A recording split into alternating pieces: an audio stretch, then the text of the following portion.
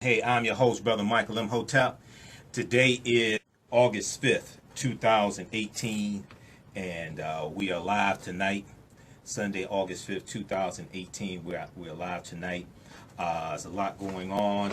We have a lot to talk about. All right. Hope everybody's doing well. Well, look, on tonight's show, we're going to talk about the film from Spike Lee, the new film from Black Klansman, okay?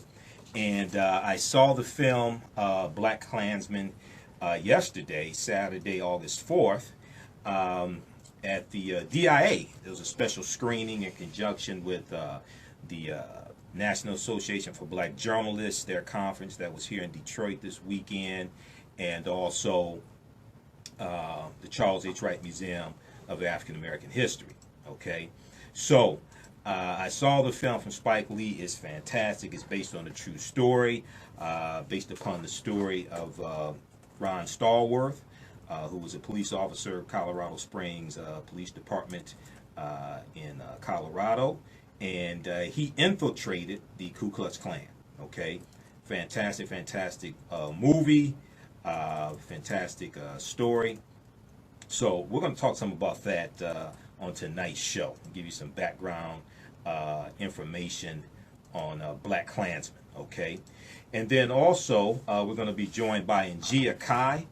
Njia Kai is the director of the 36th Annual African World Festival, at the which is taking place Friday, August 17th through Sunday, August 19th at the Charles H. Wright Museum of African American History. And we're going to have her on tonight also to talk about this annual event. And I'll be there as well. I'll be doing a couple of presentations on Saturday and Sunday. Charles H. Wright Museum of African American History. Okay, so we'll talk about that tonight. And Donald Trump, you know when Donald Trump's back is against the wall, because there are three groups that he attacks. He attacks Hillary Clinton, Barack Obama, and African Americans. And this week has been no exception. We see the Mueller investigation heating up. We see Trump tweeting this morning, basically alluding to actually revealing that when his son Donald Trump Jr.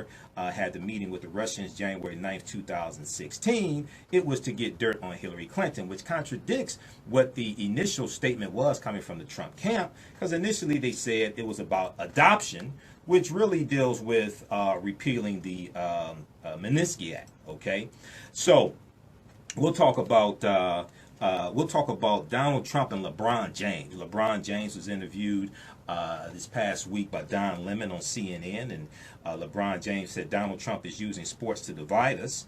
Donald Trump blasted back at LeBron James. He loves blasting back at African Americans. See, when white people call him out, like Steve Kerr in the NBA, George Popovich, things like this, when you have white people that call him out on his racism, usually he doesn't respond.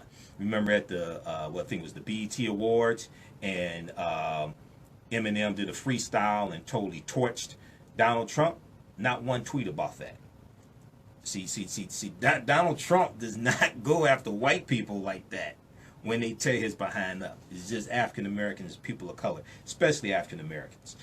Okay, so Trump blasted LeBron James back, and athletes are coming to LeBron James' defense. Even Michael Jordan in a tepid response in support of LeBron James. And even you have the First Lady Melania Trump, who says that LeBron James is doing good things with his school he just opened in Akron, Ohio, the I Promise School for underprivileged children. And then we saw also this past week, the Washington Post. They have a fantastic fact-checking department, okay? And, you know, Donald Trump has created a lot of jobs in the fact-checking department because he tells so many lies. But they have tracked 4,229 false or misleading statements that Donald Trump has made in the first 558 days of his administration. And in June and July of 2018, June and July of 2018, this year, he's averaged 16 false or misleading statements per day as the Mueller investigation heats up, as more Russians are exposed, as the investigation into Michael Cohen heats up, as tapes of Michael Cohen in his possession, as they become released, things like this, Donald Trump gets crazier and crazier, tells more and more lies. Now he's on the campaign trail for Republican candidates for Congress and state legislature, things like this, and he's telling some whoppers, and he continues to incriminate himself on Twitter. I hope he keeps tweeting all day.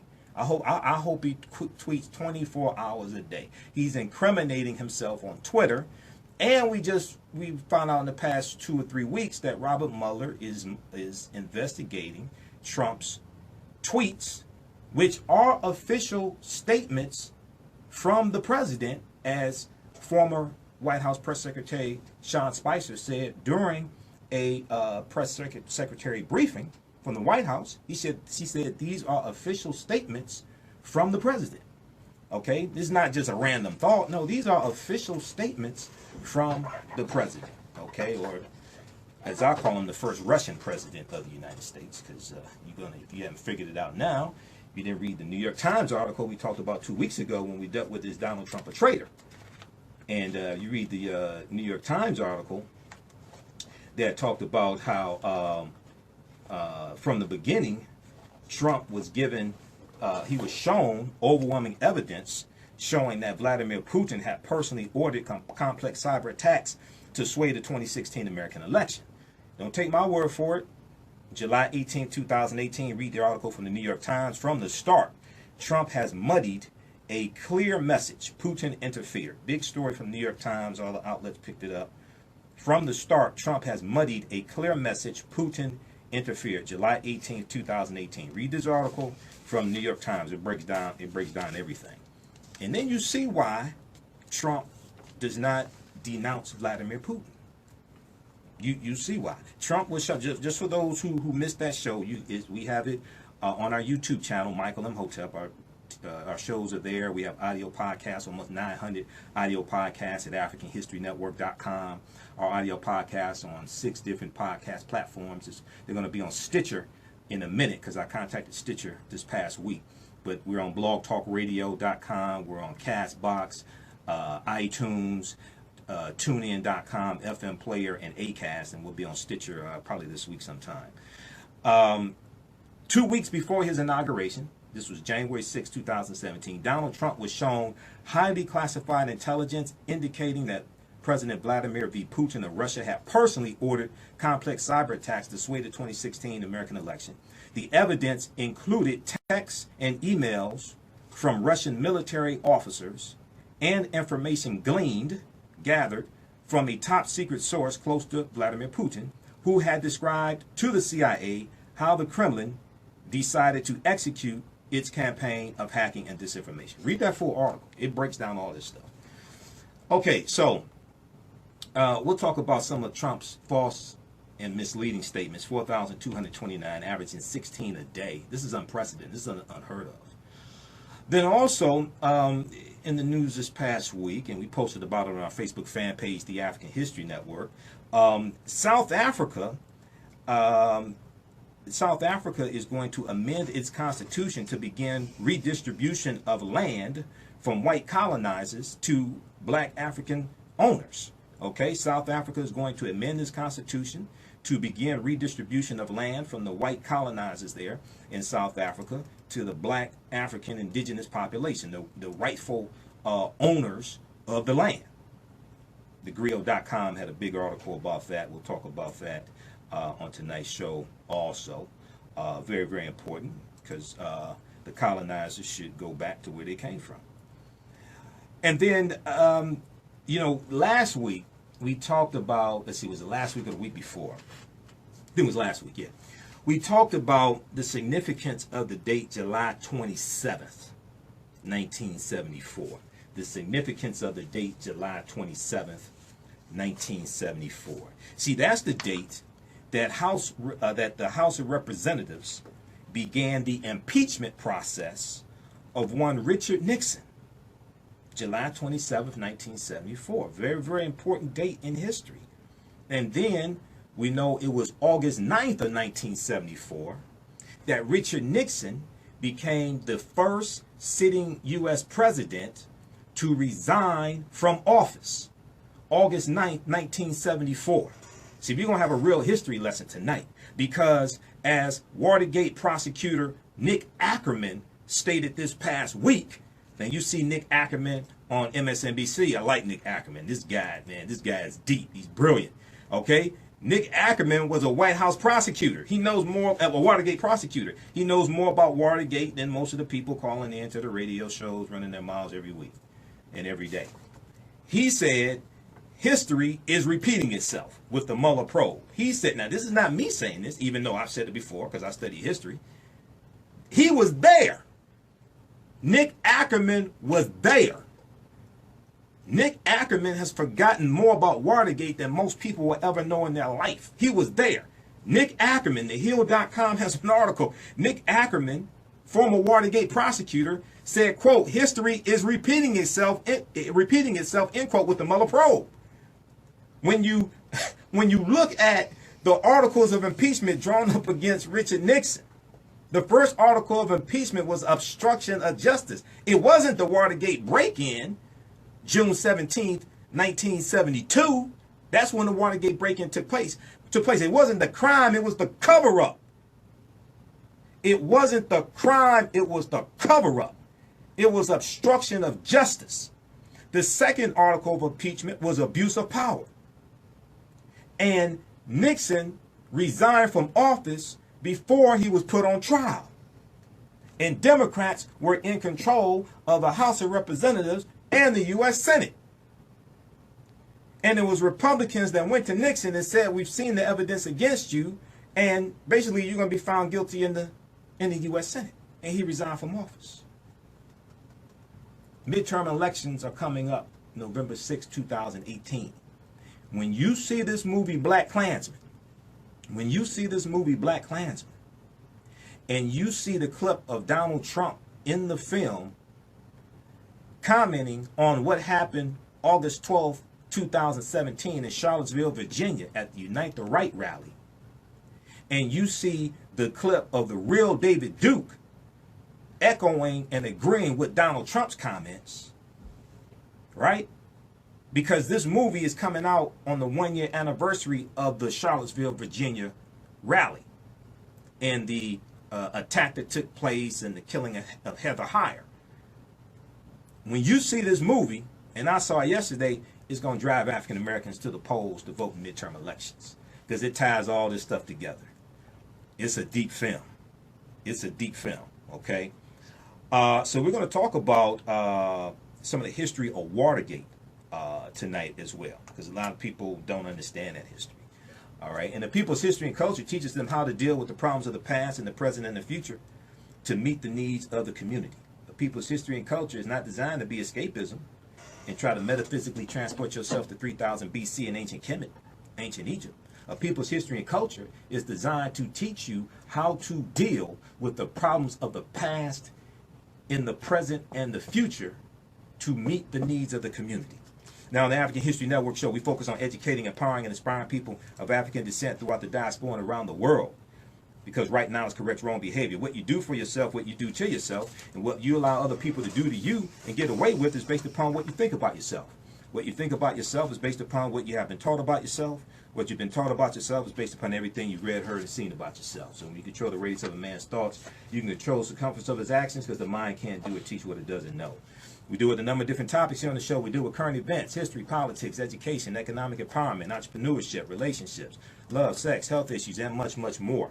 Sign up for our email newsletter. Text the word Kemet, K-E-M-E-T. Text the word Kemet, K-E-M-E-T, to 22828 to sign up for our email newsletter. And then also go to our website, AfricanHistoryNetwork.com, AfricanHistoryNetwork.com. You can sign up for the email newsletter there as well.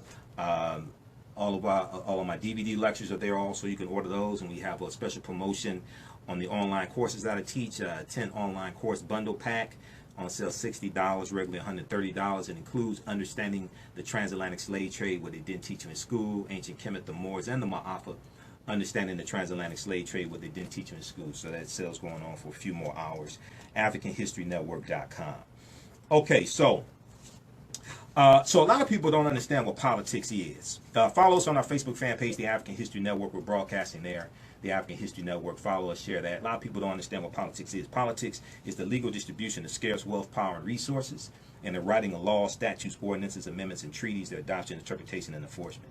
A lot of people don't even understand that Malcolm X joined the civil rights movement when he officially left the Nation of Islam March 8, 1964. March 26, 1964, Malcolm meets Dr. King for the first and only time at the U.S. Senate debate for the Civil Rights Act of 1964, and Malcolm tells Dr. King that he's throwing all of his heart, all of his effort into the civil rights movement. And July 31st, 1963, when Malcolm was still in the Nation of Islam, Malcolm sends a letter to Dr. King calling for a meeting with Dr. King and calling for a unification of the civil rights leaders. He said we have to have a common solution to a common problem posed by a common enemy. Now, if we look at the article from the New York Times, August 2nd, 2018, Spike Lee takes on the Klan. Spike Lee takes on the Klan. In Spike Lee's Klansman, the Black Klansman, Spike Lee's Black Klansman, Spike Lee uses the true story of an African-American police officer infiltrating the Ku Klux Klan in Colorado in the 1970s to once again grapple with American racial terrorism. To once again grapple with American racial terrorism. So as the tagline appearing on screen early in Spike Lee's latest film exclaims in capital letters punctuated with an expletive, Black Klansman is based on some for real stuff material. They use another word for stuff. But instead of opening with his truth is crazier than fiction story of an African-American police officer named Ron Stallworth, who's played by John David Washington, who's the son of Denzel Washington. Ron Stallworth infiltrating the Ku Klux Klan in Colorado in the 1970s, actually in 1978. Spike Lee features scenes from films that he has revisited before, like D.W. Griffith's The Birth of a Nation and the Oscar-winning Gone with the Wind. Okay, Spike Lee's return to these two cinematic classics is neither happenstance nor hagiographic. He uses them to once again pursue a theme threaded throughout his work to tell the story of American racial terrorism. The juxtaposition is vintage Spike Lee, a blend of satire, realism, and in-your-face political commentary. First, a disconsolate Scarlett O'Hara weaves her way through hundreds of injured Confederate soldiers lying prostrate on the streets of downtown Atlanta. Then a fictional black and white film begins unspooling, with Alec Baldwin playing a pro-segregation narrator named Dr. Kennebrew Beauregard. Dr. Kennebrew Beauregard, who espouses racist vitriol. As Dr. Kennebrew Beauregard fumbles and forgets his lines, Spike Lee projects actual footage from the movie The Birth of a Nation, the original Birth of a Nation, onto Alec Baldwin's face, partially obscuring it into blackness. So this film ties history. So when you look at the film The Birth of a Nation, it debuted February 8th, 1915, directed by D.W. Griffith. It was a 3-hour silent movie, cost $100,000 to make. This movie was an international bestseller. It was an international phenomenon. This movie caused race riots in the street of America. Okay, African Americans had enough sense at that time to protest against the movie, because the movie showed the Ku Klux Klan as the hero, and this movie rejuvenated the Ku Klux Klan. And you had the NAACP in 1915 leading protests against the movie, but today the same NAACP gives image awards to the TV show Empire, which is the birth of a nation of today, because it's detrimental to the images of African Americans, just as the movie The Birth of a Nation was. We're coming up on a break. We're at the break. You listen to the African History Network show, 9:10 a.m. the Superstation, the Future Radio. I'm your host, Michael Imhotep. We'll be back in a minute. Welcome back to the African History Network show right here on 910 AM, the Superstation, the Future Radio. Hey, I'm your host, Brother Michael Imhotep. It's Sunday, August 5th, 2018. Give us a call, 313-778-7600. 313-778-7600 is the call-in number.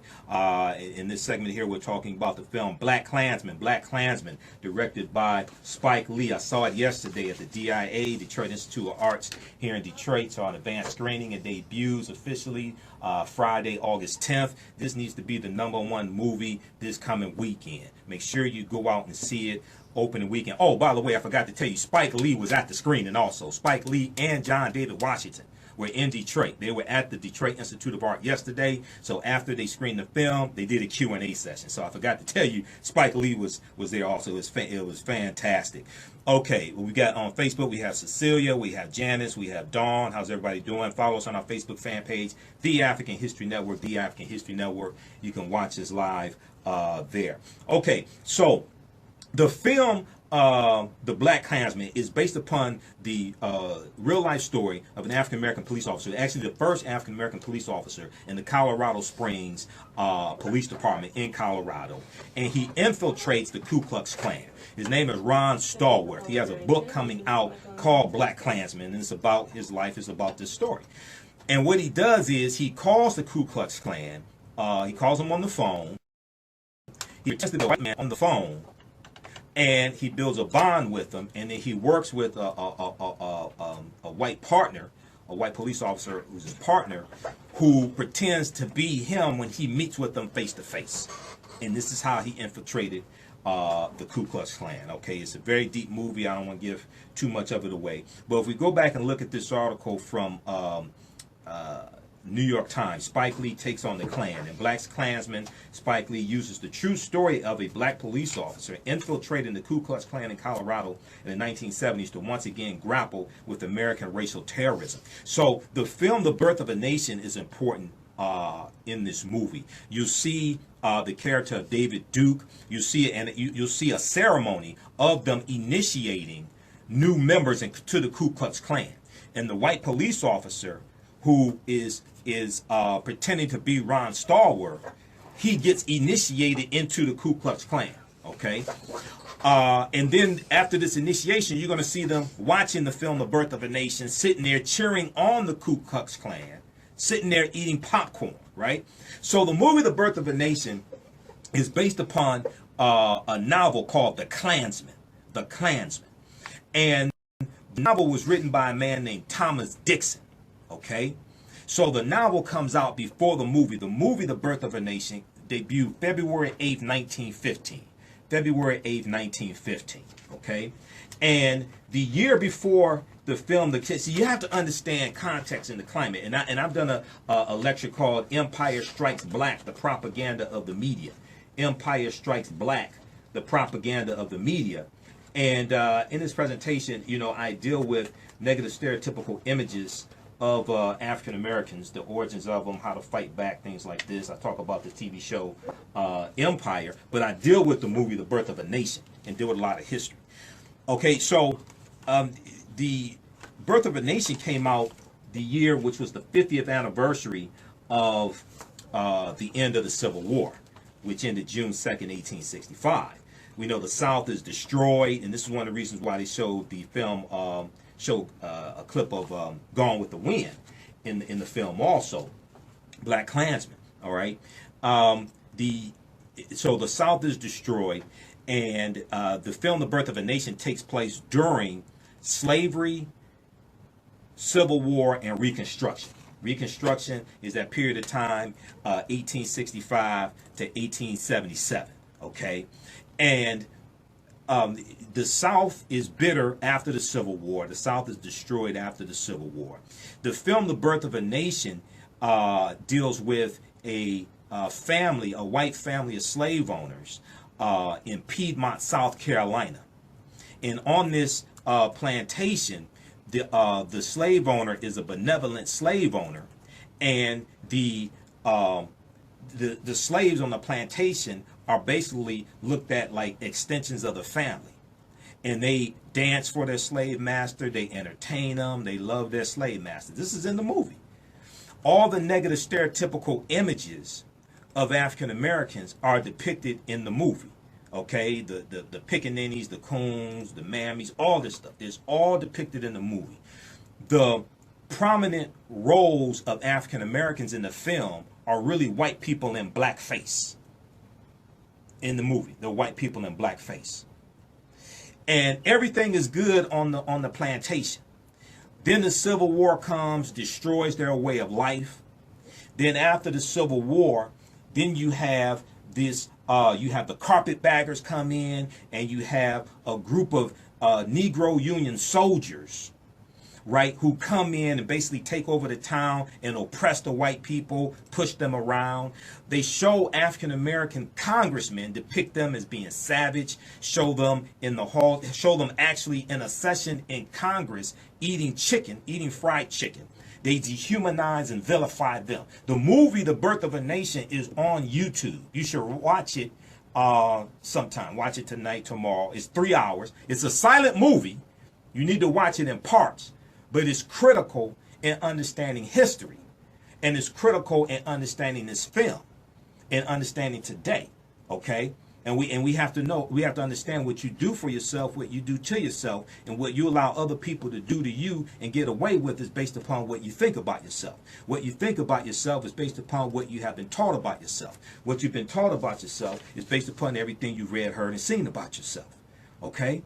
To understand the context that the film The Birth of a Nation is taking place in. So basically, this is like the first year of the Great Migration. So The Birth of a Nation, it comes out during World War I, which is 1914 to 1918. It comes out 1915, first year basically of the Great Migration, which is from about 1915 to 1970. You got about 5 to 6 million African Americans leaving the South, going up north and going out west, and we're looking for a better way of life. But many of us are also fleeing white terrorism, white domestic terrorism. Okay. So by 1915, which is 50 years after the Civil War ends, the Ku Klux Klan had pretty much died out. The Ku Klux Klan is founded December 24th, 1865 in Pulaski, Tennessee. December 24th, 1865 in Pulaski, Tennessee by former Confederate soldiers. Okay? So by 1915, the Klan had died out a lot. It still existed, but it was weak. Because this movie depicts the Klan as being the heroes, because at the end of the film, the Klan rises up to put down this rebellion of Union Negro soldiers. The other thing that the film shows, it shows black men trying to rape white women. Well, if you go back and look at a New York Times story, we talked about this last Sunday. You go back and look at a New York Times story, which is a huge article, which came out February 8th, 1914, which came out exactly 1 year before the movie The Birth of a Nation came out. The name of that story was called Negro Cocaine Fiends Are a New Southern Menace. Murder and insanity increasing among lower class blacks because they have taken to sniffing since deprived of whiskey by prohibition. Now, this was a huge article from the New York Times exactly 1 year before the movie The Birth of a Nation came out. It's called Negro Cocaine Fiends Are a New Southern Menace. Murder and insanity increasing among lower class blacks because they have taken to sniffing since deprived of whiskey by prohibition. So you have prohibition taking place. Alcohol is illegal. The fear, cocaine was legal at the time though. Alcohol is illegal. Cocaine is legal. The fear was that black men, when they were high on cocaine, would rape white women. So they're asking the question, do police officers now have to carry a .45 caliber handgun to kill a Negro high on cocaine because a .38 is not powerful enough? They talked about the superhuman strength that a Negro male had when he was high on cocaine. Then the following year, you have a movie, The Birth of a Nation, which shows black men trying to rape white female virgins. And the Ku Klux Klan rising up to put down this rebellion. And the film The Birth of a Nation is central to the movie The Black Klansman. And the film The Birth of a Nation is based upon a play, it is based upon a novel called The Klansman. And in 1906, there was a play based upon the movie The Klansman. It was called The Klansman also. When the play was shown, when the play ran in Philadelphia, you had 3,000 African Americans who rose up to protest the play, because we knew it was detrimental to our existence. We understood the negative, derogatory, degenerative images of African Americans it displayed, and we understood what could happen when that imagery was displayed to white domestic terrorists. So we protested it. When the movie The Birth of a Nation came out in 1915, the NAACP led protests against the movie. William Monroe Trotter led protests against the movie. But today, the national chapter of the NAACP will give NAACP Image Awards to the TV show Empire. And I argue that the TV show Empire is the birth of the nation of today. It shows negative, derogatory images of African Americans. It depicts criminality. It has a higher degree of foul language and cursing than a lot of other TV shows on broadcast TV. And the movie and the TV show, the TV show is also on the Fox TV network. We're coming to Njia Kai in just a minute. Hold the line, Njia. We're coming to you just a second. The TV show Empire, who's executive produced by Lee Daniels, who has a whole nother set of problems in his background. If you read the article from the New York Times from it was either 2009, 2010, called The Audacity of Precious, you need to read that article to find out who Lee Daniels is, to find out how sick he really is. Okay? I'm not blaming him for his sickness. I'm talking about, he talks about his experiences and being raised by his uncle when he was 16 years old. His uncle was a hitman. He talks about his sister being a crackhead prostitute and having a lot of white men. She was fat and overweight and had a lot of white men and wanted to have sex with her. This is what he said in the article. I'm not making this stuff up. Read the article, The Audacity of Precious, from the New York Times. It's an interview with Lee Daniels. You read that article, you can see how sick he is. So we have to, so when you see this movie brings the history of the past right up to the present. It brings the history of the past right up to the present. The difference is now you got a president, so-called president, first Russian president of the United States, the traitor-in-chief, who's giving a pass to the white supremacists, who's basically embracing the white supremacists. He has emboldened white supremacists. On the line, we have the director of the 36th Annual African World Festival, the one and only Njia Kai. Njia, how you doing tonight, sister? Hotep. Hotep, brother. All right.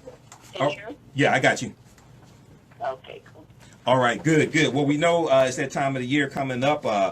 Friday, August 17th through Sunday, August 19th, the 36th Annual African World Festival at the Charles H. Wright Museum of African American History. And we usually talk to you or somebody with the museum each year. So, sister, what do we have to look forward to this year? I know you have been working hard, you and your team.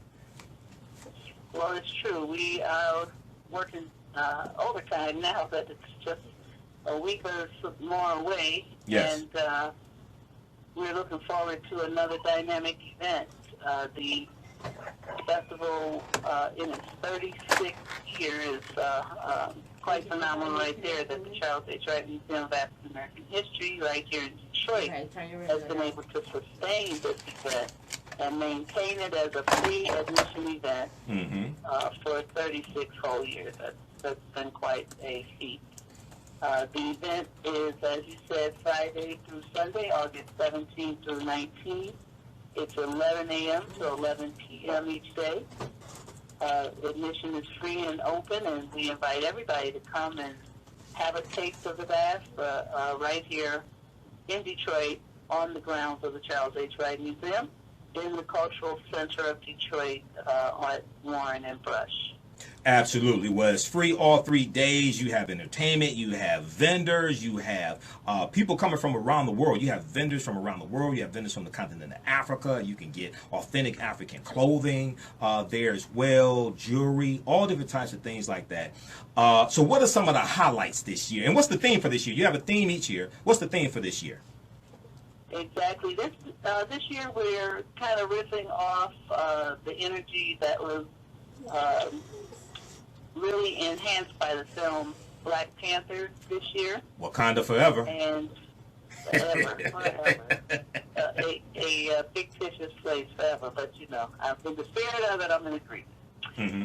So our theme this year is represent. Mm-hmm. And the tagline to that is together we will always rise. Right, together we will always rise. The notion is, and that comes, that's a line straight out of the film. And so the notion is here to represent, to step up, to be you, to represent where you're coming from, and the clan that you're a part of, or the consciousness that you live through, and to represent that, because we need each and every one of us with all our different viewpoints and hairstyles and ways of living. We need each of us, as long as we can find a way to come together and rise. Exactly. So that is what it's kind of a metaphor for the festival itself. Right. And give me the name of that theme again. It's represent. Together we will always rise. Represent, together we will always rise. Yeah, and then represent, period. And then the tagline is together we will always rise. And so that's what we really work hard to do every year at the festival, is to make it as varied as possible, to give as many communities, as many voices, as many traditions, as many innovations that we can make a deal with. Absolutely. And get into this festival. Right. We are open to allow that so that all of our community can come together. Absolutely. And as I say, I've done 4 different lectures dealing with the film Black Panther. We're going to talk about my participation this year. But as I say, we can't say Wakanda forever and then give away Detroit forever. But that's another conversation. There you go. Yeah, but that's me saying that. That's me saying that. I ain't trying to get you in trouble. But that's me saying, we can't say Wakanda forever and then give away Detroit forever. That doesn't even make sense. Well, they say everything starts with the self, or starts at home, yes, or inside before you go outside. So definitely we need to, if it's going to be forever, it definitely should be self-serving. Absolutely. Absolutely. So what are the highlights of the events this year? I know on Friday nights you usually have a big performance on the main stage, and you have Detroit Walks the Runway, the fashion show on Saturday. What are some of the highlights this year? Well, you're hitting on them. Friday night we will have a headline performance, and we just had a opportunity brought to us, so we are pursuing a special opportunity which we'll be able to announce no later than Wednesday of this week. Okay. So we're looking for a special announcement about our Friday night headliner. Okay, so stay tuned for that. On Saturday we have the Deltas and the Qs who have held an annual cookout the weekend of the festival. Okay. And once they came to recognize what was happening, they came to us and said, we want to bring our energy to the festival. So this year, instead of having a cookout where they made their own food and did their own thing, they're going to come and participate with the festival. They're going to provide, the Deltas will stroll, the Qs will march on the main stage on Saturday afternoon, and then they said that a couple thousand of them will be in attendance. Wow. And that instead of bringing their own food or doing their own thing, they're going to use their energy to support the vendors of the festival. Absolutely. So we're That's really great. appreciative that, again, together we will always rise, and we appreciate that they brought their energy, came to us with the interest of bringing their folks to the event and having them be a part of the event. So that's kicking off Saturday's main stage. The Clark sisters are returning. Greater Emmanuel Institutional Church of God in Christ is sponsoring their performance. Right. And they will be joined by a special guest artist as well as their award-winning mass choir. This is a special gift to the festival each year from the church, and we appreciate their support and participation. Then, as you indicated, there will be Detroit Rocks the Runway. Right. And we have a special guest announcement coming up this week in regards to that event. Okay. So stay tuned for that one also. So make sure you update me so I can post it on our Facebook fan page, the African History Network. Yes. Yeah, and Sundays, the Muntu African Dance Theater of Chicago will be featured on Sunday in a special performance on the main stage. Okay. So there's so much happening. The Health is Wealth Village Right. is back, and there will be all those services, both from the medical perspective as well as from traditional practices. The African Folklife Village, which is sponsored by Heritage Works, is back in full force with its drum circle, African drum and dance instruction and audience participation, plus traditional arts and crafts as part of that village. Okay. Then the Elder Village will feature Detroit Association of Black Storytellers, who will be providing their talents to entertain our elders.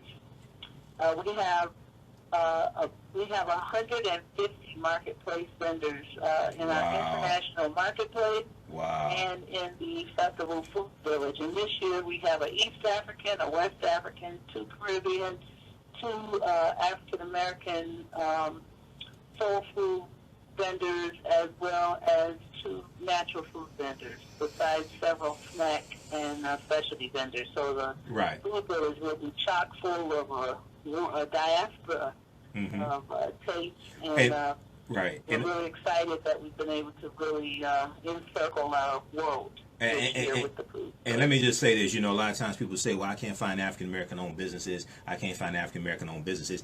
You need to be here 3 days, August 5th, was it August 17th through the 19th. Charles H. Wright Museum of African American History. You're going to see all these businesses, all different types of products, services, things like this. You can come and redirect your dollars to African American owned businesses. Okay, redirect your dollars, support African American owned businesses. Dr. King, in his last speech, August 3rd, 1968, April 3rd, 1968, I've been to the mountaintop. He talked about the need to support African American institutions, to support our own businesses. And he said we've got to kind of find a way to redistribute the pain. He was talking about redirecting our dollars to our own businesses. Okay, so this is an opportunity to do that. All right, so you can't say you know about it because we're telling you about it right now. Go ahead, sister. Yeah, I appreciate that because it seems like it would make common sense. If my son opened a business, I would be supporting him. And if we really see each other as brothers and sisters, if we see ourselves as community, then again, together we will always rise as long as we support each other. That's all that's required. And I think it's common sense, but it's also a great opportunity at the African World Festival. You don't have to look. You don't have to go all over town. You come to that one location and find about 140 or 135, 140 international marketplace vendors, and then more than a dozen food vendors. So there's plenty for everybody. And there's a bike ride that's happening this year coming from Live Cycle Delight. Okay. They're going to Live Cycle Detroit, Delight, and they're going to come from the East Village and cycle into the festival on Saturday afternoon. There's a whole greening of the festival that's happening where there will be recycling, there will be solar-powered activities, including a solar-powered charger for your phones and tablets, a solar-powered microphone that will support some historic walking tours. There's quite a few things that are going on so that we can make the festival more sustainable and reduce our footprint, because with 100,000 to 200,000 people over a weekend, we can make a large mess. Absolutely. And so it's really great that the efforts are being made now to make sure that we're taking care of these things by recycling and also bringing biodegradable products into the festival. Absolutely. Now, this is taking place once again Friday, August 17th through Sunday, August 19th. All 3 days are free. 11 a.m. to 11 p.m. each day. This is the 36th Annual African World Festival taking place at the Charles H. Wright Museum of African American History. A lot of this stuff is outdoors, so you want to dress accordingly. Okay, wear comfortable shoes, and the event usually brings over 150,000 attendees to the grounds of the Charles H. Wright Museum of African American History. I've got an update from the Health is Wealth fair because Brother Kabaka sent me an email.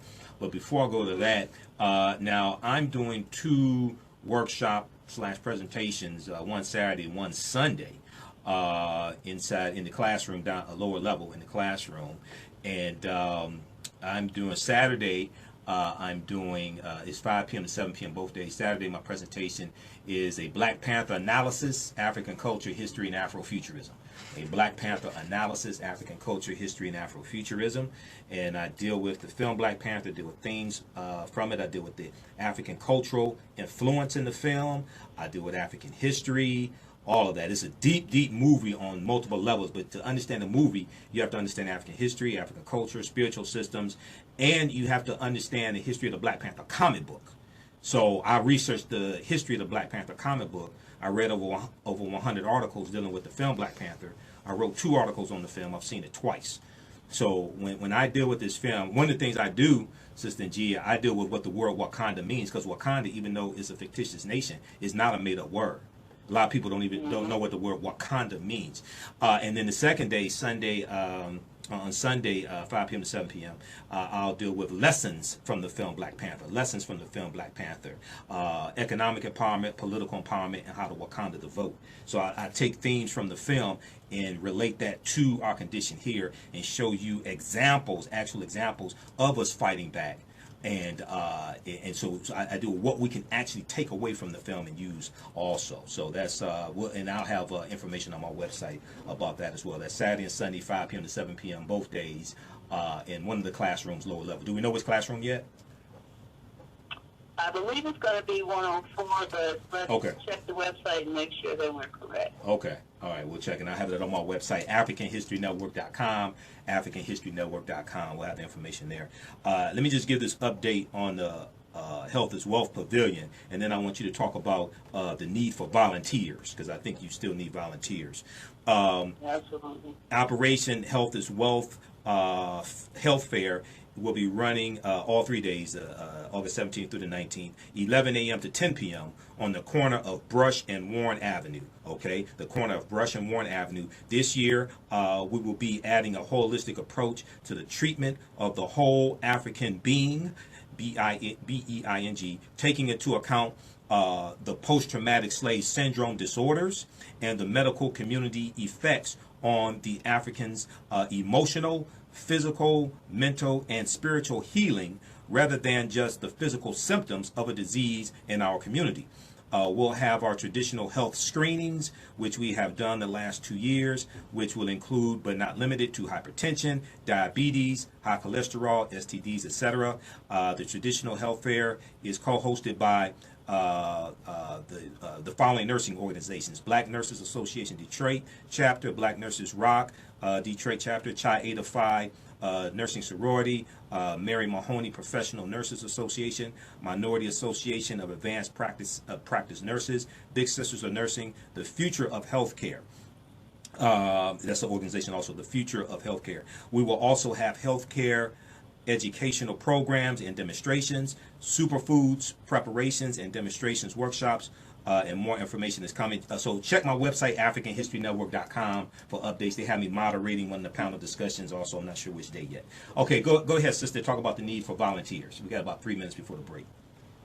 Thank you. And we absolutely need the support of the community. We invite you to come and have a great time with us, coming to support the festival and get your volunteer T-shirt and have that backstage view of how the festival runs. We need about 200 volunteers over the weekend to make everything function well. And so we're asking folks to please give us 3-4 hours of your day. You then can be part of the contributors that make this event happen and keep it free for the public. So we encourage folks to look at the website, awfdetroit.com. That's like African World Festival, awfdetroit.com. Okay. And there you can find the volunteer information. Call our office. That number is there also. Just call the museum. Ask for the African World Festival office, 494-5824, 313-494-5824. Okay. By any of those means, we really encourage you and appreciate you for coming out and helping to make this festival retain its high quality. Absolutely. It's a high quality festival. Takes a lot of work to put this in, to get this together. awfdetroit.com, awfdetroit.com. Is there an email address that you want to give out, or you just want people to call? Or, Sure. okay. awfinfo@yahoo.com. awfinfo awfinfo@yahoo.com is the email address. Okay, absolutely. Definitely need volunteers as well to help pull this off. All right, so once again, this is taking place Friday, August 17th through Sunday, August 19th. Charles H. Wright Museum of African American History, 315 East Warren Avenue, Detroit, Michigan, in the Cultural District. 36th Annual African World Festival. Any last words, Njia? We got about 30 seconds. Okay, just wanted to say that I did mention the African World Film Festival. Oh, yeah, go ahead. Inside over the festival weekend, as well as presenters like yourself, special activities. The Great Lakes African American Quilters Network is providing 10 sewing machines, so festival visitors can actually try their hand at quilt making. So we encourage folks, come on out. There's just so much going on, something special in the Watoto Village for the children. Yeah, Watoto Village for the children. Young adults at Generation Next Kingdom, and then, of course, our elders. So it's something for everybody. Absolutely. You all there. And the Watoto Village for the children, you know, they have African dance. And what are some things you're going to do for the children this year? Oh, there's plenty. There's a literacy fair every year included, so there are free books, there are children's authors, there are storytellers, there's dance, there's interactive activities, there's music. I mean, there's lots of make and take. It's just a great opportunity. Absolutely, all for the children. One of the festival favorites. Okay, and people can go to awfdetroit.com, and there'll be a schedule there also of all the activities? That's correct. We'll have our schedule up next week. Like I said, we had a couple of special announcements that are just coming through next week. Okay. We'll put the full festival schedule up and encourage folks to check it out and come on down. All right. Well, Njia, I will see you that weekend. You have a great night, sister, and thanks for calling in, okay? We appreciate you, brother. Thank you. All right. Peace. All right, you listen to the African History Network show, 9:10 a.m. the Superstation. When we come back, we'll continue talking about the film Spike Lee's Black Klansman, Spike Lee's Black Klansman. 313-778-7600, 313-778-7600. This is the African History Network show. I'm Michael Imhotep, 9:10 a.m. the Superstation, the Future Radio. We'll be back in a few minutes. Go. Welcome back to the African History Network show right here on 9:10 a.m. the Superstation. Hey, we're in our second hour. It's Sunday, August 5th, 2018. We just finished talking to Njia Kai, who is the director of the 36th Annual African World Festival, taking place Sunday, August 17th through Friday, August 17th through Sunday, August 19th at the Charles H. Wright Museum of African American History. Okay. Hey, I want to let you know that all of my DVD lectures are available at our website, AfricanHistoryNetwork.com. AfricanHistoryNetwork.com. We have a 6-DVD Black Panther bundle pack. 6-DVD Black Panther bundle pack includes 3 of my presentations I've done dealing with the film Black Panther. Also, I teach online courses. We have a bundle pack of 10 of my online courses. They're all on demand. Watch at your own pace. It includes Ancient Kemet, the Moors, and the Ma'afa, Understanding the Transatlantic Slave Trade, what they didn't teach you in school. Ancient Kemet, the Moors, and the Ma'afa, Understanding the Transatlantic Slave Trade, what they didn't teach you in school. Okay. And that's on sale right now, $60, regularly $130. We have a sale going on for a little while longer. That's available at AfricanHistoryNetwork.com, AfricanHistoryNetwork.com. As soon as you register, you can start watching from around the world, your smartphone, tablet, or computer. We deal with thousands of years of history in that online course bundle pack. Okay. All right. And then also, I forgot to tell you, okay, I'll be, let's see, August 10th through the 12th, I'll be in San Diego at Return of the Gods, the Real Family Reunion. Return of the Gods, the Real Family Reunion in San Diego. Come out for an amazing show of live hip-hop, motivational speakers, live African dancers, martial arts demonstration, yoga, and an award ceremony. So I'm being receiving, I'm an honoree this year, receiving an award for the work that I do. Also, Professor Kaba Kamene from the Hidden Colors documentaries. He'll be there as well. He's an honoree this year, as well as Queen Afua, who's a legend in holistic health. So we have the information at our website, AfricanHistoryNetwork.com. Visit AfricanHistoryNetwork.com for more information. They also have tickets there, 3-day pass. Also, AfricanHistoryNetwork.com, and their website is Return of the Gods, ENT.com, I think it is, as well. Okay, but visit our website, AfricanHistoryNetwork.com. We have all the information there. Okay, so Spike Lee's Black Klansman. I saw it yesterday. Fantastic film. Before we brought on Njia Kai, I was talking about it. You can give us a call, 313-778-7600, if you have a question or comment. And it deals with it's based upon the real story of an African American police officer, the first African American police officer in the Colorado Springs, Colorado Police Department. His name is Ron Stallworth. He's still alive. He has a book coming out in the next couple of weeks or so called Black Klansman. And he infiltrated the Ku Klux Klan there in Colorado. This takes place in 1978.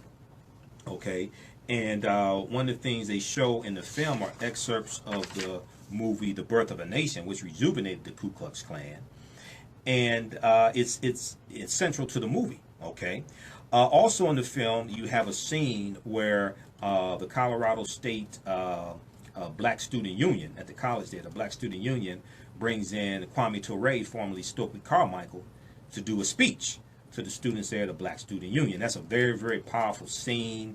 The brother who they have portraying Stokely Carmichael did a fantastic, fantastic job. And I mean, you watching this film will make you scream Black Power in the theater. Okay, I'm telling you, because I screamed it a few times. All right, this is a powerful movie, and it deals also, it brings it current to today, dealing with the increase in the level of racism because of the traitor-in-chief who's in office right now, Donald John Trump, and how has emboldened white supremacists. The white supremacists were emboldened there August 12th, 2017 in Charlottesville, Virginia, when you had 12 white supremacist groups who organized the Unite the Right rally. Okay, because this film comes out basically the 1-year anniversary mark of the Charlottesville, Virginia rally and the attack and the killing of Heather Heyer, who was a white woman who was a anti-racist activist. Okay, and she was killed when this idiot drives his car into a group of protesters. Okay, and then flees. Okay, so this is all in the film. But I was talking about the movie The Birth of a Nation, and The Birth of a Nation ties into the article from the New York Times from February 8th, 1914, called Negro Cocaine Fiends Are a New Southern Menace, Murder and Insanity Increasing Among Lower Class Blacks Because They Have Taken to Sniffing Since Deprived of Whiskey by Prohibition. And this was a big news story from the New York Times, February 8th, 1914, which is 1 year exactly before the movie The Birth of a Nation came out. And The Birth of a Nation rejuvenated the Ku Klux Klan. So the Klan had pretty much died out a lot, basically, by 1915. And the movie shows the Klan as being the heroes. They rise up at the end of the movie and put down the rebellion of the Union Negro soldiers. And it says that this is the birth of a nation. All right. And like I said, the film The Birth of a Nation is based upon the book The Klansman by Thomas Dixon. All right. And the film The Birth of a Nation calls race riots in the street.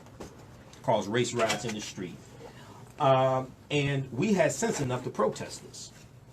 We had sense enough to protest this movie when it came out. So what's going to happen is that the Ku Klux Klan used this movie as a recruiting tool. Okay, so in newspaper ads where they were advertising the film, The Birth of a Nation, newspaper ads where they were advertising the film, The Birth of a Nation, the Ku Klux Klan would oftentimes take out recruiting ads for new members next to the ad for The Birth of a Nation. This is the impact that this film had. And this was a silent movie. This is basically the most expensive movie at the time to produce. It cost $100,000. It was 3 hours. It's on YouTube. You can watch it. It was 3 hours. It's a silent movie. And the other thing that a lot of people don't know is that the film, it was directed by D.W. Griffith. But the film was distributed by a man named Louis B. Mayer. M-A-Y-E-R, I think is how he spelled his name. Louis B. Mayer. And Louis B. Mayer took the money that he made from the film, and he teamed up with two other men named Metro and Goldwyn, and they formed Metro Goldwyn Mayer Studios, better known as MGM Studios. Read How White Folks Got So Rich, the untold story of American white supremacy. They deal with this history in there. How White Folks Got So Rich, the untold story of American white supremacy. Louis B. Mayer distributed the film The Birth of a Nation. Now we know they did a screening of it for President Woodrow Wilson, who's a white supremacist president, at the White House. Okay? But Louis B. Mayer takes the money he makes from distributing this film that demonizes African Americans and forms MGM Studios. So this is a very, very powerful movie, and when you see it, it debuted Friday, August 10th. And I think when you see the movie, you're going to see the relationship between politics and conditions also. And I think it's going to drive African Americans to the polls for midterm elections as well, because this is very, very deep. Now, AtlantaBlackStar.com had an article about Spike Lee. Spike Lee says Hollywood loves to dehumanize black folks. Spike Lee says Hollywood loves to dehumanize black folks.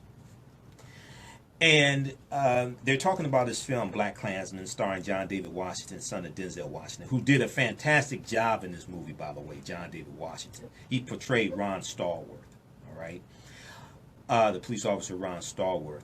And Spike Lee premiered Black Klansman at the Cannes Film Festival in May of 2018, and it received a 6-minute standing ovation when it was over. He got a standing ovation yesterday, Detroit Institute of Arts. Okay, there were a lot of members of the National Association of Black Journalists there. Okay, because this was part of their annual conference that was taking place here in Detroit, Friday, Saturday, and Sunday. So the script of this film was sent to him by Jordan Peele. Jordan Peele, okay? Who did Get Out. And Jordan Peele helped produce this movie through Focus Features, okay, which is the first major studio that Spike Lee has worked with in 10 years. So in the past, Spike Lee has been critical of Hollywood studios and said there are not enough African Americans in decision-making positions. He's correct. In fact, one time he said it's easier for a black man to become president of the United States than it is to be the head of a studio. Okay? So now in a new interview with GQ magazine, Spike Lee blasted Hollywood again and said its executives like to create false narratives about minority groups. It's the executives of these studio companies, the executives of these movie companies, like to create false narratives about minority groups. He said, quote, it's growing up and watching cowboy movies where Native Americans look like savages. He said, I'm going to say what I've said before, okay? These BS John Ford, John Wayne movies are lies. They're lying on the humanity of Native Americans. He said, quote, that's been the history. Not the whole history, but a large part of the history of Hollywood, to dehumanize people, whether we're black, Hispanic, gay, whatever, end quote. Now, back in May of 2018 at a press conference for Black Klansman, Spike Lee blasted Donald Trump, which he did again, and once more, he didn't pull any punches. And he didn't pull any punches yesterday during the Q&A session at the Detroit Institute of Arts, because he went in on Donald Trump. And when you see Trump at the end of this film, the clip from Trump and the clip from the real David Duke, right? You're going to realize the role politics plays in this and realize that they have to be stopped. Spike Lee said, quote, Agent Orange, wake up. Wake the F up, he said. He's a man of hate, violence, and can't be trusted to make moral decisions. We can't be silent anymore. He's on the wrong side of history, and we are on the right side of history with this film, end quote. And Black Klansman, once again, opens nationwide Friday, August 10th. It needs to be the #1 movie this coming weekend. Go see it. Also, when you go see it and you buy your ticket, check the ticket to make sure it says Black Klansman. Check the ticket. Make sure they don't give you a ticket for another movie, so the dollars go to support another movie. Okay, check your tickets also. Make sure they give you the right ticket. All right, so check out that article from AtlantaBlackStar.com dealing with Black Klansmen. And then also, John David Washington, who portrays police officer Ron Stallworth in the film, he said that there was an article from AtlantaBlackStar.com also where he talks about, he said that he hopes that the film will start conversations. Oh, it's going to start a whole lot of conversations. I tell you, it's going to start conversations right there in the theater. It's going to start conversations outside the theater, on the way home. So it's going to start conversations, but it's based upon history. That's the important thing about this. This movie is based upon a real story. Then you bring into the film the movie The Birth of a Nation, which ties into a historical period of time and rejuvenated the Ku Klux Klan. So April 27, 2018, AtlantaBlackStar.com had an article. Black Klansman star hopes Lee film starts a conversation. Denzel Washington's son, John David Washington, has technically worked with Spike Lee before. So when he was 7 years old, they talked about this yesterday and during the Q&A session. Spike Lee and John David Washington talked about this. John David Washington, when he was 7 years old, he was at the end of the film end of the film Malcolm X from Spike Lee. He was one of the kids who stood up at the end and said, "I am Malcolm X."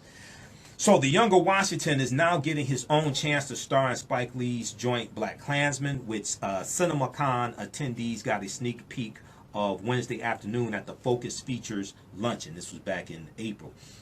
John David Washington talks about how he hopes that the film will spark conversation. It deals with history, things like this. Okay, all right. So once again, let me give you the name of this article here. This is from thenation.com. Thenation.com. We talked about this last week. This is called "How the Myth of the Negro Cocaine Fiend Helped Shape American Drug Policy." How the myth of the Negro cocaine fiend helped shape American drug policy. In 1914, a racist fiction helped sell one of the nation's first drug laws. 100 years later, it's still with us. Okay, this is from thenation.com, and this deals with the article from the New York Times from February 8th, 1914, a year before the film The Birth of a Nation came out. And this article is called "Negro Cocaine Fiends Are a New Southern Menace. Murder and Insanity Increasing Among Lower Class Blacks Because They Have Taken to Sniffing Since Deprived of Whiskey by Prohibition." Okay. All right. So Donald Trump is better known as the Twitter gangster. The Twitter gangster. See, because when he's on Twitter, he's talking bad. But yesterday when he was in Ohio, on the campaign trail, he didn't mention LeBron James at one time. He's big and bad on Twitter. He attacks LeBron James on Twitter. But when he was in LeBron James' state, he didn't mention LeBron one time. He's a Twitter gangster. He talks big and bad, right? Interesting. So NBCNews.com is an article. Trump blasts LeBron James after NBA star says he's trying to divide us. They talked about this yesterday morning on AM Joy and Reed, MSNBC. Let's go to this clip.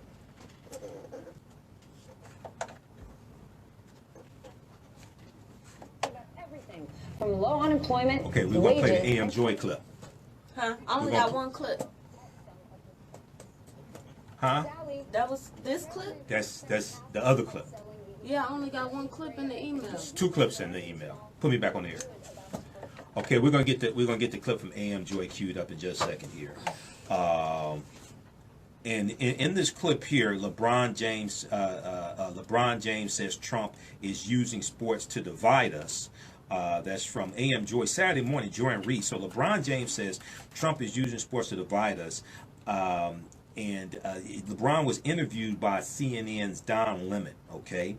And he responded to criticism. He responded to criticism of Donald Trump. All right. If we look at the article from NBCNews.com, there've been a number of articles written about this. Okay. Let's go to this clip now.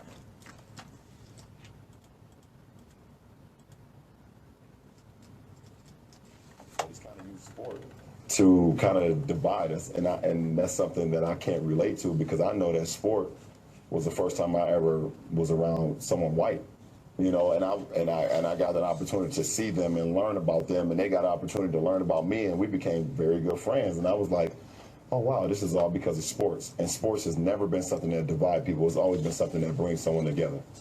Well, in the age of Trump, that has now changed. Trump not only uses sports to divide people, but he seems to relish taking a particular kind of shot at prominent people of color. In a tweet overnight, Trump questioned the intelligence of CNN anchor Don Lemon and NBA star LeBron James. That would be Emmy and Edward R. Murrow award-winning anchor Don Lemon, and four-time league MVP, three-time NBA champion, and two-time Olympic gold medalist LeBron James, just to be precise. And Trump took that shot at James as he walked Don Lemon through the new elementary school for at-risk children that he recently opened in his hometown of Akron, Ohio. A school, by the way, where the kids receive free transportation within 2 miles, free bikes with bike helmets, free uniforms, food pantries for their families, and free tuition at the University of Akron when they graduate. Trump's latest attack on prominent African Americans makes this claim even more off-key. This is probably the most proactive administration regarding urban America and the faith-based community in my lifetime. And I'll be 60 years old in December.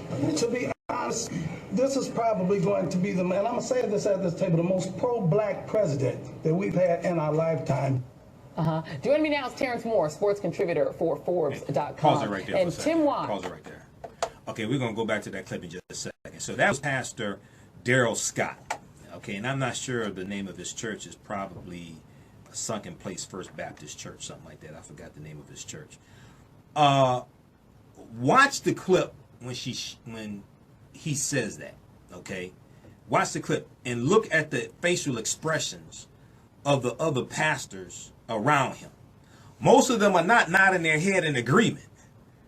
They're standing, and the brother that was sitting next to him is just standing there at him, and the facial expression on his face does not change. He's just sitting there looking at him. If you look, I paid close attention to the other pastors that were around him when he made this blatant lie, and most of them did not nod in agreement. They're sitting there looking at him like, you doing a little too much tap dancing there, brother. Okay, let's go back. Okay, we're coming up on a break. We'll continue this on the other side of the break. Listen to the African History Network show, 9:10 AM Superstation, the Future Radio. I'm Michael Imhotep. We'll be back in a few minutes. Okay. Welcome back to the African History Network show right here on 910 AM Superstation. Hey, the Future Radio. I'm your host, Brother Michael Imhotep. Visit our website, AfricanHistoryNetwork.com, AfricanHistoryNetwork.com.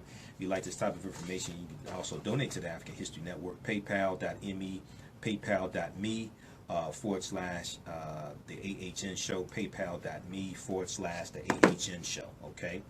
And we have our online courses there as well that I teach. They're all on demand.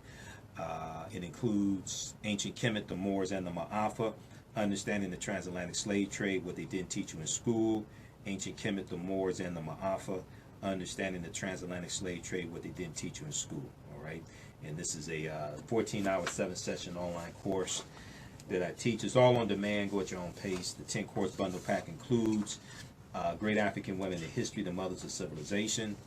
It includes a online class I did March 31st dealing with the film Black Panther Analysis, African Culture, History, and Afrofuturism. It also includes African American resistance in the era of Donald Trump, voter suppression, reparations, and how elections have consequences. Okay, so right before the break, I was sharing with you this clip from AM Joanne Reed, MSNBC.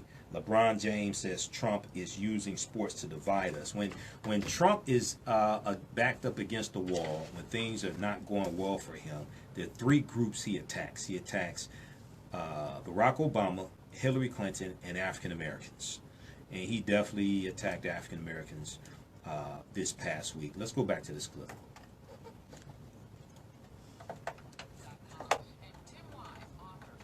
White Like Me, Reflections on Race from a Privileged Son. Thank you both for being here. Terrence, that pastor is one of the favorites of Donald Trump, who claims that Donald Trump is the most pro-black president ever. You're laughing. Why are you laughing? Well, I think it's very obvious. And Joy, I'm going to tell you something else that's very obvious. You know, there's this mad tweet that Donald Trump had last night. In it, he said that he prefers Michael Jordan over LeBron James, and that's not by coincidence, okay? And you remember those old commercials back in the early 1990s, Gatorade commercials, Be Like Mike, remember those? Yes, we have it. We can play it. We can show it a little bit of it. Yep, go ahead. Keep talking. Yeah, well let us see that, okay? So when Donald Trump says that, he's not referring to that. And he's also not referring to the fact that he prefers Michael Jordan as a basketball player over LeBron James. He's referring to the fact that Michael Jordan is the most apolitical athlete of all time, and it's disgusting, given all the power that Michael Jordan could have. Now, a lot of people are in dispute as to whether or not Michael Jordan really made the statement that Republicans buy sneakers too, as to why he's apolitical. But this is not in dispute, Joy. It's back in the 80s and the 90s when he played for the Chicago Bulls. He had a teammate named Craig Hodges who tried to get Michael Jordan to join him and other Bulls players to talk to youth, black youth in Chicago, and he wouldn't do it because he didn't want that image, okay? Yeah. This is also not a dispute. What's also not a dispute is that even to this day, you have people killing themselves, youth, over his Air Jordan shoes. Not a word from him. Donald Trump knows all of this, okay? And Donald Trump also knows that in contrast to that, you got LeBron James, who is not being only outspoken, he's also becoming a Pied Piper to get other athletes involved in the social activism. And the biggest thing, Joy, is he's also putting his money where his mouth is, big time. Yeah, and he called Trump a bum. I mean, he called him you bum. And yeah, exactly. Tim, and he didn't like that. And Tim, you know, with a lot of Donald Trump's antipathies, whether it's against the New York Times or the media or CNN or NBC, there always is this element of sort of what looks like underlying anger because he really wanted to be friendly with this sort of celebrity aspect or this prominent person. He wanted their respect and admiration and didn't get it, and so then he gets mad. I mean, a lot of people remember he was originally a fan of Barack Obama before he decided to turn on him and go birther. And it's interesting because Donald Trump back in 2015 was kind of a stand for LeBron James. He was saying, you know, he's tweeting positively about great King James yesterday. LeBron, tough competitor, delivers under pressure. But then, of course, came the famous "you bum" tweet, in which LeBron James was supporting Steph Curry for not going to the White House over Charlottesville and other aspects of Donald Trump's, you know, the things he said about race. So part of this is, does it feel to you like part of this is about a celebrity who's, we're going to show him being cool with Obama. Here's Pete Souza trolling Barack Obama by showing how cool Barack Obama was with LeBron James. Isn't this a little bit about envy?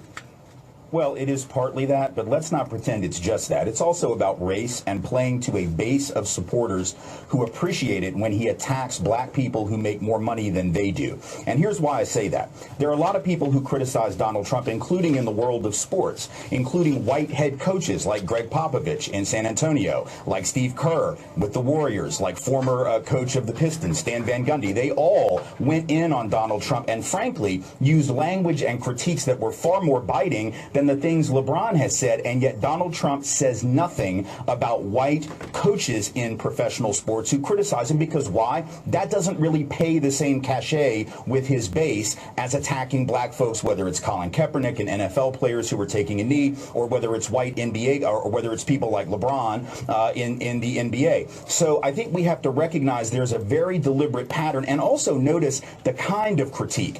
He criticizes a lot of people because, you know, what better to do at 4:30 in the morning when you're president of the United States than rage tweet? But what he does is he specifically attacks black people's intelligence, whether it's Don Lemon, whether it's LeBron, whether it's Maxine Waters. He likes to use this low IQ slur, which of course is a dog whistle, actually a bullhorn, to those who have long believed that black people in particular are less intelligent. For white folks, he uses other types of attacks. I'm not saying he never attacks white folks, but he's very specific about the kinds of attacks that he uses on on black people, and that's not a coincidence. Yeah, and just to that very point, you know, Dan Rather actually made a similar point. He said this is apparently what the President of the United States feels the need to share with the world at what should be long past his bedtime. It's a disgrace, it's racist, and it is the product of petty but dangerous hatreds. I repeat, this is the president. And, you know, to that very point, Donald Trump has used that intelligence slur on other black folks as well. Congresswoman Maxine Waters, longtime elected official, obviously very intelligent woman. Here's Donald Trump attacking her on just this Thursday in Pennsylvania. You know who the new star, you know who that new leader is? Maxine Waters. Very low IQ. Low IQ. And then here is Donald Trump attacking President Obama, Barack Obama, back in 2011. I heard he was a bad student. How does a bad student then go to Columbia and then go to Harvard? How does this happen? He's a bad student, gets into Columbia, top school, gets into Harvard, top school. He's a bad student. How does this happen? Reinforcing your point, Tim. Hey, pause Yeah, right I there. mean, this. Okay, well, I'm just going to pause it right there. We're going to come back and continue that. Now, notice what Trump did. Trump did not say what the source was that said Barack Obama was a bad student. He just throws this out as a foundation to then attack the intelligence of this African-American man, but he never says what the source is. And Trump has not released his transcripts from college either. Because we can read his tweets and listen to him talk, and we can see how dumb he is. There was a survey. There was actually a survey that came out, or a study that came out in the last few months, and talked about how he speaks on a 4th grade level. See, Trump attacks the intelligence of other African Americans. He not only was the leader of the birther movement for 5 years, basically, and said that President Obama wasn't born in this country, and said he was an illegitimate president. Imagine that. Imagine the first Russian president of the United States, the traitor-in-chief, Benedict Donald, saying Barack Obama is an illegitimate president. But this is what he did. He attacks the intelligence of Barack Obama and does not say what the foundation of the attack is. He provides no evidence. He said, I heard he was a bad student. Based upon what evidence? He doesn't provide any. Let's go back to the clip.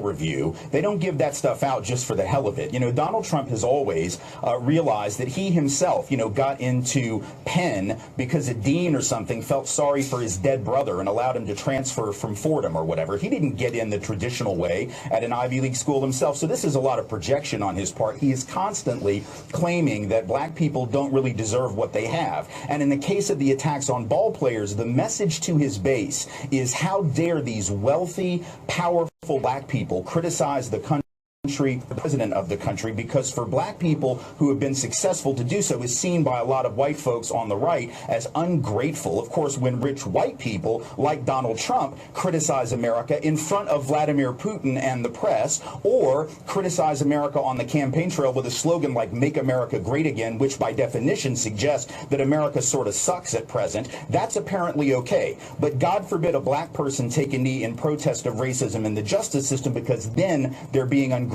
This is part of a long-standing and ultimately race-resentful and racist pattern. Yeah, and Terrence, but here's the thing. No, go on. Yeah, go ahead, Terrence. Yeah, because to piggyback on something that Tim said earlier, Greg Popovich, for those who don't know, he is probably the greatest coach in the NBA right now, San Antonio Spurs, and he's been extremely outspoken against Donald Trump, just ripped him to shreds. I had a private conversation with Greg Popovich this past NBA season, and I pulled him aside and we talked about this Donald Trump thing. And I asked Greg Popovich, I said, how many times have you been tweeted against by Donald Trump? How many times have you been called out by Donald Trump? How many times has Donald Trump called you personally or anybody around you to say that he disliked the things you said? And Popovich did this. 0. 0 times. So Tim is onto something there. But to piggyback on this, on the black thing about how he's attacking these black athletes or just blacks in general, that's why I love LeBron James. Okay, LeBron James will not be intimidated by this guy, and he can't stand it, Donald Trump. Okay, because LeBron James, you look at his background as to where he came from in Akron, Ohio, to where he is right now. It's a phenomenal story, and for this guy to be this brilliant spokesperson, very strong and doesn't back down. Those are the type of guys that Donald Trump attacks. So in a weird way, this is a huge compliment, not only to LeBron James, but anybody who is African American who dares to stand up and tell the truth about this guy. Yeah, and he's heading to Ohio to do a rally, having attacked the favorite son of Ohio, the successful philanthropic. That school is incredible. For those of you who are not up on what he's doing in terms of that I Promise school, it is incredible. I mean, LeBron James is putting his money where his mouth is, educated, very wealthy, and very popular, and that cannot make Donald Trump happy. Terrence Moore, Tim Wise, thank you guys very much. Appreciate you both. Okay, so check out that clip at msnbc.com. Create a file folder of these clips online in your browser. This is called LeBron James Says Trump is Using Sports to Divide Us. LeBron James says Trump is using sports to divide us. That's from AM Joy. That was from August 4th, 2018. And she also had Tim Wise on there with her as well. Okay. All right. Well, look, there was talking about the film Black Klansman. The sister who plays the role of Patrice Dumas in the film. This is fantastic. I posted about it yesterday on our fan page, the African History Network, and my personal page, Michael Imhotep. Trying to find the sister actress name. I forgot her name. But she is the president of the Black Student Union at Colorado State University. And they bring in Kwame Ture, formerly Stokely Carmichael. Her name is Laura Harrier. Laura Harrier is a beautiful sister, too. She has this beautiful big afro. This is the bad sister in the film. You have to see this movie to understand it also. Okay, so I wanted to say that as well. All right, thegrio.com has an article from August 1st. South Africa to amend Constitution to begin redistribution of land to black owners. South Africa to amend Constitution to begin redistribution of land to black owners. And South African President Cyril Ramaphosa said the ruling ANC, African National Congress, will, quote, finalize a proposed amendment to allow land expropriation without compensation. Ramaphosa addressed South Africa's parliament in Cape Town in February, stating that the quote-unquote original sin of the country was the European colonizers taking land from the tribal people in the 1600s. Exactly. And the colonizers need to go back home. The colonizers need to go back home. The South African parliament passed a motion to take back the land, free the land, take back the land. Quote, the expropriation of land without compensation is is as one of the measures I forgot how to pronounce that word, ENVISAGEND. Okay, anyway, as one of the measures that we will use to accelerate redistribution of land to black South Africans, he said. Okay, he went on to promise, quote, we will handle it in a way that is not going to damage our economy. Quote unquote, we will handle it in a way that will not damage our economy. Now, this is one of the criticisms against Nelson Mandela. He did not take back the land from the colonizers, okay? And you have to do it in a way also that's not going to do irreparable damage or do severe damage to the economy, because then you're going to have a whole nother set of problems on your hand, okay? And we saw that they did things differently in Zimbabwe, and we saw the hyperinflation and things like this, extreme poverty in Zimbabwe. But you know, it's different when you are see, it's one thing to make the criticism sitting on the sidelines. Is another thing when you are actually the president and you have the weight of millions of African people on your shoulder. Okay, millions of African people on your shoulder. So when people say, "Oh, they should do this, they should do that," yeah, you're talking about theory. When you are actually in the seat of power and you have the fate of millions of African people in the balance, okay, now you have to make sure you have to make the right decision, and you have to lay out the plan to see this thing through as well. So it's easy. It's real easy to say what they should do when you're not the one that has to make the decision, and you have to live with the consequences also. Okay, so the president said on Tuesday that the controversial reforms was, quote, of critical importance, end quote, to the economy. He said, quote, it has become pertinently clear that our people want the Constitution to be more explicit about expropriation of land without compensation, as demonstrated in the public hearings. Okay, and Ramaphosa said in a recorded address to the nation, according to BBC.com, British Broadcasting Company, BBC.com. He said, quote, the ANC will, through the parliamentary process, finalize the proposed amendment to the Constitution that outlines more clearly the conditions under which expropriation of land without compensation can be effected. Okay? Now, here's the thing, okay? If they decided to compensate the colonizers and kick them out, I would not criticize them. The reason why is because when you actually have to make the decision and the fate of millions of people is based upon your decision, things like that, is entirely different than theory and on the radio show talking about what they should do and shouldn't do and the other ramifications that I don't even know about. So if they had decided that we're going to give these colonizers some type of compensation before we kick them out, before we take the land back, I would not criticize. Okay, I'm telling you, when you actually have to make these decisions, oh, it's entirely different. There are ramifications you don't even know about. But I'm glad they made the decision that they did. So there has reportedly been a growing anger about the slow pace of land reform in South Africa.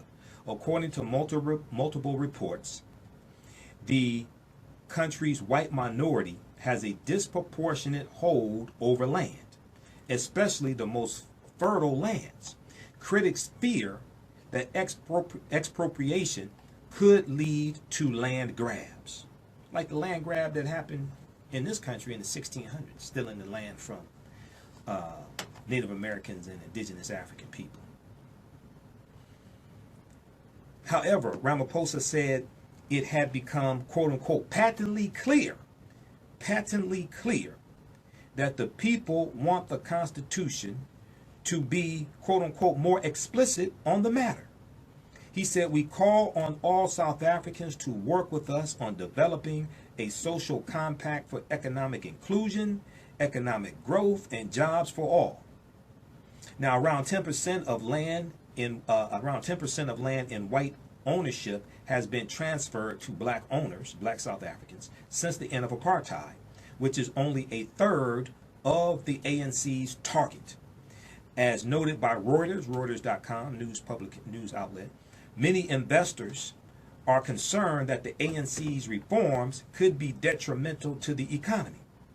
Ramaphosa has insisted that any changes will not compromise food security or economic growth. Okay? Will not compromise food security or economic growth. All right?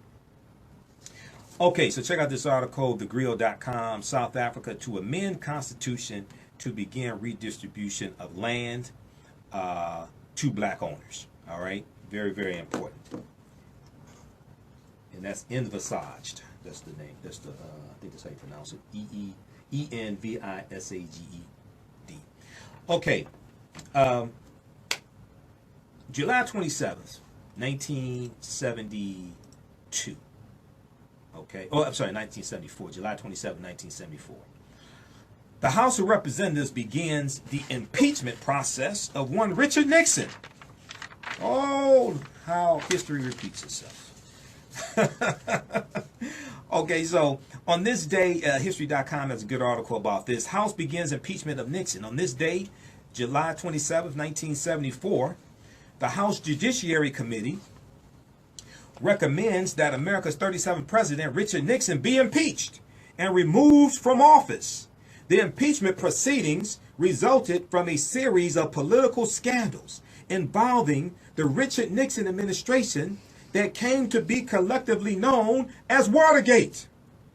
The Watergate scandal first came to light following the break-in on June 17, 1972. June 17, 1972, as the Democratic Party's national headquarters and the Watergate hotel complex in Washington, D.C. You had a group of men linked to the White House. They were later arrested and charged with the crime. Richard Nixon denied any involvement with the break-in. I think he said no collusion, no collusion. Did Nixon say no collusion? But several of his staff members were eventually implicated in an illegal cover-up and forced to resign. Did they have a meeting with the Russians? Is that what happened? Like Donald Trump Jr. had a meeting with the Russians and said it was about adoption, but now Trump just admitted in a tweet it was about getting dirt on Hillary Clinton from a U.S. adversary. Subsequent government investigations revealed dirty tricks. Political campaigning by the committee to re-elect the president is called CREEP. That's what it was called, CREEP. Committee to re-elect the president, along with a White House enemies list. Okay? Now, let's look at this. Okay, so in July 1973, we'll continue with this article. Now I want to go to this other article that gives more background information on the Watergate scandal. In July 1973, one of Nixon's former staff members revealed the existence of secretly taped conversations between the president and his aides. Mueller has over 100 tapes that they got from Michael Cohen. Now, we don't know how many tapes are between Michael Cohen and Donald Trump. We know at least one of them is between Michael Cohen and Donald Trump, talking about a possible payoff to McCullough, the Playboy playmate, who Trump allegedly had a 10-month affair with. Oh, how history is repeating itself. It was the Richard Nixon tapes that brought down Richard Nixon. In July 1973, one of Nixon's former staff members revealed the existence of secretly taped conversations between the president and his aides. Nixon initially refused to release the tapes on grounds of executive privilege and national security, but a judge later ordered the president to turn them over. The White House provided some, but not all of the tapes, including one from which a portion of the conversation appeared to have been erased. In May of 1974, the House Judiciary Committee began formal impeachment hearings against Richard Nixon, because before the House votes on impeachment, they have impeachment hearings. The House Judiciary Committee has impeachment hearings. On July 27th, 1974, the first article of impeachment against President Richard Nixon was passed.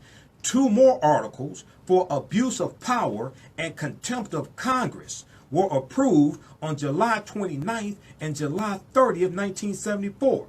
On August 5th, 1974, Richard Nixon complied with a U.S. Supreme Court ruling requiring that he provide transcripts of the missing tapes. And the new evidence clearly implicated him in a cover-up of the Watergate break-in. It wasn't the break-in that brought down Nixon. It was the cover-up. It was the conspiracy. It was the collusion to hide the break-in, to hide the involvement. It was the obstruction of justice. Nixon tried to use the CIA to get the FBI to back off of the investigation. It was Nixon actively obstructing the Watergate investigation that forced him to resign from office. The first article of impeachment was obstruction of justice. Does any of this sound familiar? Does any of this sound familiar? On August 5th, Nixon complied with a U.S. Supreme Court ruling requiring that he provide transcripts of the missing tapes. And the new evidence clearly implicated him in a cover-up of the Watergate break-in. On August 8th, President Richard Nixon announced his resignation, becoming the first president in U.S. history to voluntarily leave the office. Oh no, there was pressure by other Republicans put on him to resign. He didn't just resign out of the kindness of his own heart. After departing the White House on August 9th, so August 8th, he announced that he would resign the following day at 12 noon on August 9th, 1974. That's when he officially resigned. Okay? He became the first sitting U.S. president to voluntarily leave the office. After departing the White House on August 9, 1974, Richard Nixon was succeeded by Vice President Gerald Ford, who was from Michigan, who in a controversial move pardoned Richard Nixon, and on September 8, 1974. But 48 people around Richard Nixon went to prison. Keep that in mind. 48 people around Richard Nixon went to prison, making it impossible for the former president to be prosecuted for any crimes he might have committed while in office. However, see, with Donald Trump is a whole nother thing, because state prosecutors can still bring Donald Trump up on any possible crimes committed in their jurisdiction. A presidential pardon does not absolve you from state prosecution. A presidential pardon does not absolve you from state prosecution. Only two other presidents in U.S. history have been impeached. Andrew Johnson in 1868 and Bill Clinton in 1998, and they were not removed from office through the impeachment process. They were acquitted in the Senate.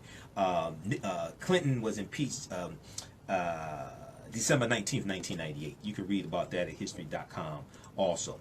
So that article is called, this was This Day in History, July 27th. History.com, official website of the History Channel. 1974, House begins impeachment of Nixon. And then they have a more extensive article called Watergate Scandal, which we don't have time to get to, Watergate Scandal. But thehill.com has an article from August 3rd, 2018, just a few days ago. Watergate prosecutor. History is repeating itself with Mueller probe. Watergate prosecutor. History is repeating itself with Mueller probe. Former Watergate prosecutor Nick Ackerman said on Friday that special counsel Robert Mueller's investigation is, quote unquote, history repeating itself. Nick Ackerman would know because he was there. He was a prosecutor in the Watergate cover-up. And he suggested that some administration members questioning Mueller's probe could be charged with perjury. Nick Ackerman appeared on MSNBC. He said, you've got a dynamic here that's different than any other criminal investigation. It's the same thing that happened with the Watergate investigation, quote unquote. He said that the political figures who tell the truth in interviews with prosecutors could see their careers end. And for those who plead the Fifth Amendment, quote, it's as good as saying you're guilty, end quote. Remember, Trump said only gangsters, only people who are guilty plead the Fifth. Quote, you've got people who are very politically high up in the government to go in and tell the truth. Tell them exactly what happened. You're gone. That's the end of your career, end quote. Read this article, thehill.com. They have some really good political articles. Thehill.com, August 3rd, 2018, by Jacqueline Thompson. Watergate prosecutor. History is repeating itself with Mueller probe, okay? All right, well, look, we have to get out of here. We got to make way for Pastor Mo. Hey, remember at the African History Network show, we focus on educating, empowering, and inspiring people of African descent throughout the diaspora and around the world, because right now it's correct wrong behavior. I'll be in San Diego Friday, August 10th through Sunday, August 12th at the Return of the Gods, the Real Founding Reunion. Visit our website, AfricanHistoryNetwork.com, AfricanHistoryNetwork.com for more information on that event and to get tickets. And shout out to my brothers of Phi Beta Sigma Fraternity Incorporated. Yesterday was my 28th anniversary as a member of Phi Beta Sigma Fraternity Incorporated, Blue Mob. Stay tuned for Pastor Mo. Remember, right knowledge corrects wrong behavior. It's not over till we win. Wakanda forever. We'll talk to you next time. Peace.